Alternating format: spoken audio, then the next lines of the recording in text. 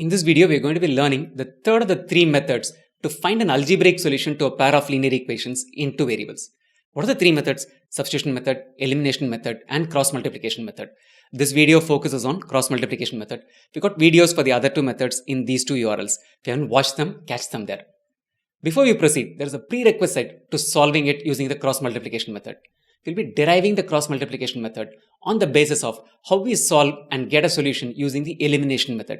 So if you're familiar with the method, let's proceed with this video. If you're not sure about the method, pause this video, click on this URL, use this URL to watch the video on elimination method, and then come back to this video and understand the cross multiplication method. The approach I'm going to take is one, deriving the generalized method for computing the solution using cross multiplication method for a generalized form of pair of linear equations in two variables.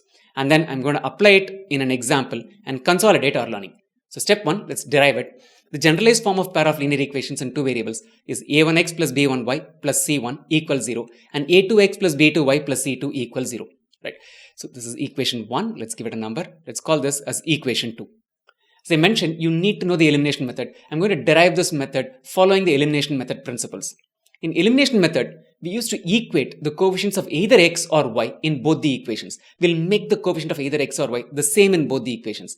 What is the coefficient of y in this equation? b1. In the second equation, it is b2. As a step 1, I'm trying to make the coefficient of y equal in both these equations. How do we go about it? Pick the first equation, multiply it with a b2. Pick the second equation, multiply it with a b1. So what will happen to the coefficient of y in this case? It's going to be b1, b2y.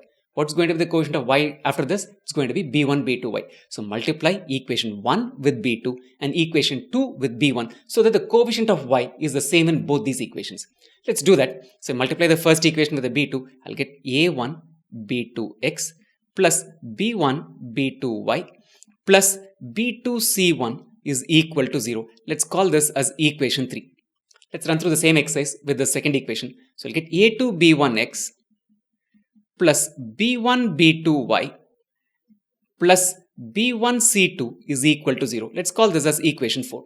The next step, I'm going to subtract equation 4 from equation 3. That's step 2 for me. I'll do that here because I written down the equation once here. b1 b2, I'm subtracting this equation. So b1 b2y and b1 b2y will get cancelled. So what will be left in the left hand side? We'll have a1 b2 minus a2 b1x.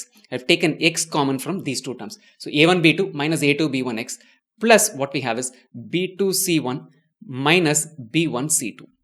Take this term to the right hand side. This is equal to 0. So if I take it to the right hand side, we'll have b1 c2 becoming positive and b2 c1 becoming negative. So b1 c2 minus b2 c1 is equal to a1 b2 minus a2 b1 times x.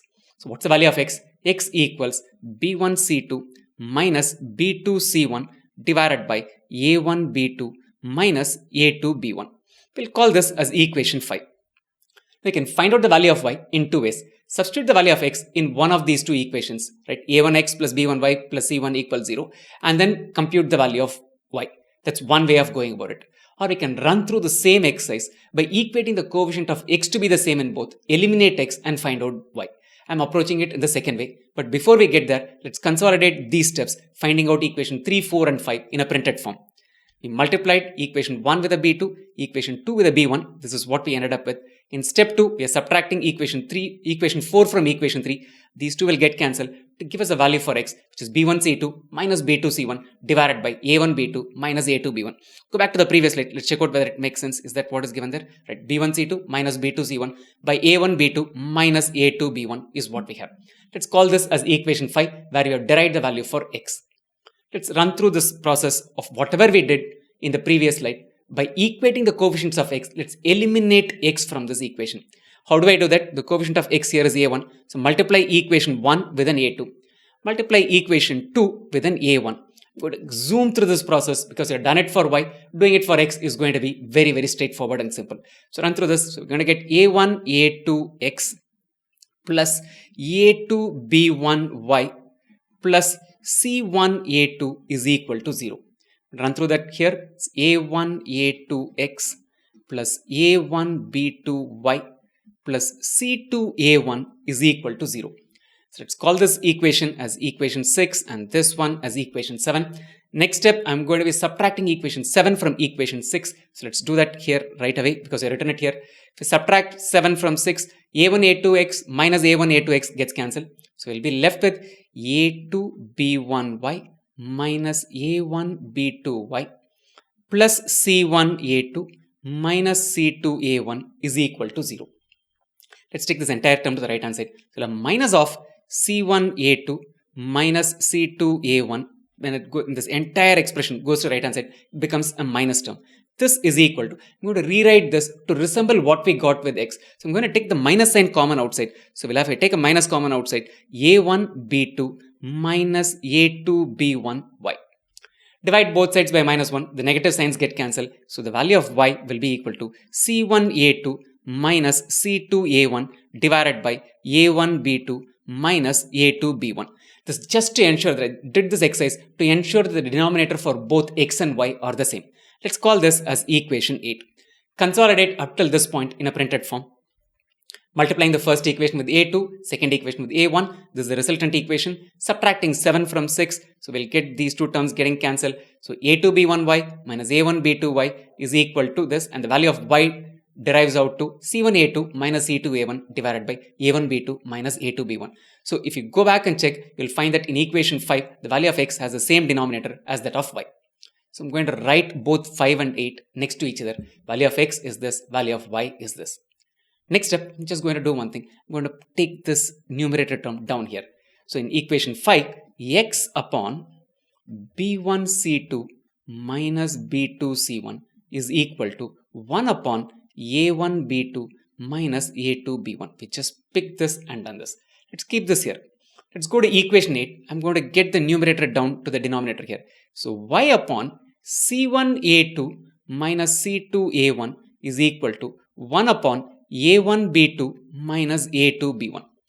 Notice this in both equation 5 and in equation 8, the RHS is the same, right? The a1, 1 upon a1 b2 minus 1 upon a2 b1. In that case, we can write all of these things in one single line. So it's essentially going to boil down to x upon b1c2 minus b2c1 is equal to y upon c1a2 minus c2a1 is equal to 1 upon a1 b2 minus a2 b1. So we have an equation, you'll know a1 b1 c1, a2 b2 c2. Plug it in, solve for it, you'll get the answer. Now comes the best part as to why it's called the cross multiplication method and how to utilize it. How do we write this? This is not such an easy thing to remember.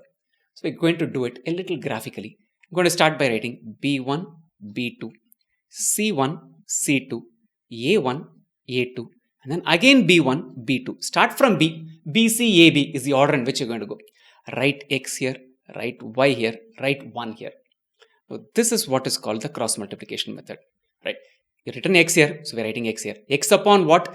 b1 c2 minus b2 c1. b1 c2 minus b2 c1. Now we've written y here. We're going to do the same cross multiplication here. What will that translate to? c1 a2 minus c2 a1. This is equal to 1 upon a1 b2 minus a2 b1. Right? We'll consolidate this thing. You've seen how it works here. We'll do it again in a printed form. Basically got the numerator of the right hand side to the denominator of the left hand side. Done that for both equations 5 and 8. And we realized that the right hand side for both the equations are the same. So we can equate it and get it down to this form. Now how do I remember this? It's not such an easy thing to remember. This graphical representation makes it easy to remember. That's why it's called the cross multiplication method. Start with b1, b1 b2, c1 c2, a1 a2. Because if you're writing it in the order, you write b, c, and then it will be a, and then finally b. So a, b, c, you're going in that order. After b, c, after c, a, after a, it is b. So b1 b2, c1 c2, a1 a2, b1 b2. Write x, y, 1 in that order. So x upon b1 c2 minus b2 c1, y upon c1 a2 minus c2 a1 equals 1 upon a1 b2 minus a2 b1. Remember to start with b and then follow in that order. You'll have the answer. Let's consolidate this entire thing. So we'll recap this entire thing and then go with an illustrative example. Recapping, first step, write the equation to resemble this generalized form. a1x plus b1y plus c1 equals 0 and a2x plus b2y plus c2 equals 0. So if you had an equation which is 3x plus 4y is equal to 7, rewrite it as 3x plus 4y minus 7 equals 0. So to apply the cross multiplication method, you need to get it down to this form. And then write that entire expression, x upon b1c2 minus b2c1, using the cross multiplication diagram that we had. What is the diagram? b1, b2, c1, c2, a1, a2, again finally b1, b2. So write x here, y here, z 1 here, I'm sorry. Right. So x upon b1, c2 minus b2, c1, we got this part. Y upon c1, a2 minus c2, a1, we got this part. 1 upon a1, b2 minus a2, b1. Plug in the values and get the answer. For this to have a unique solution, one condition that has to be satisfied is this: a1, b2 minus a2, b1 is not equal to 0. Or in other words, a1, b2 is not equal to a2, b1. If this condition is satisfied, we'll have a unique solution. If it is equal, then you'll end up with either infinite solution or no solution. We'll come to that in a separate video. Right? This is the method. It's consolidated with an illustrative example. Going to find out the values of x and y for this pair of linear equation. It's not in the standardized form. So you've taken the 13 to the left hand side and 36 to the left hand side and I got it down to this. Let's write down the cross multiplication method. So we're going to have b1, b2, c1, c2, a1, a2, and then again b1, b2. Let's plug in the values. What are b1 and b2? b1 is a 7, b2 is a minus 1, c1 is a minus 13, c2 is a minus 36. What is a1? a1 is a 4 and then a2 is a 7.